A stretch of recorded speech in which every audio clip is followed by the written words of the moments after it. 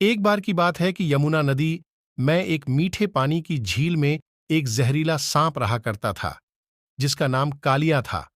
कालिया इतना जहरीला था कि धीरे धीरे उसका जहर यमुना नदी के पानी को भी जहरीला बना रहा था। एक दिन उस नदी के किनारे पर एक गाय चराने वाला गया और उसने उस नदी से पानी पीना शुरू कर दिया। पानी पीते ही उस व्यक्ति की मौत हो गई। जब श्री कृष्ण को इस बात का पता चला, तो कृष्ण में अपनी शक्ति से उस मरे हुए व्यक्ति को दोबारा से जिंदा कर दिया। उसके बाद कृष्ण यमुना नदी में कूद गए और नदी की गहराई में जाने लगे। नदी की गहराई में गए तो वह जोर जोर से सांप को पुकारने लगे। उस समय कृष्ण को नदी में गए हुए काफी समय हो गया था। यह देखकर लोग चिंतित होने लगे और कुछ लोग तो वहां करने लगे थे। उसके बाद कालिया सांप नदी के अंदर से बाहर निकला और श्री कृष्ण के सामने आया।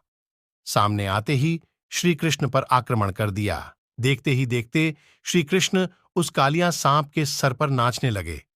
वह कालिया सांप 1000 सर वाला विशाल सांप था। श्री कृष्ण इतनी तेजी से नाचने लगे थे कि कालिया सांप के मुंह से खून निकलने लगा। जब यह बात कालिया की पत्नी को पता चली, तो वह श्री कृष्ण के सामने कालिया के जीवन की भीख मांगने लगी। श्री कृष्ण ने कालिया सांप को जमुना नदी को छोड़कर रामायणका द्वीप में जाने के लिए कहा और उसे यह आश्वासन भी दिया, उन पर कभी भी गरुड़ हमला नहीं करेंगे, क्योंकि उसके सिर के ऊपर कृष्ण के पैरों के निशान छप चुके हैं।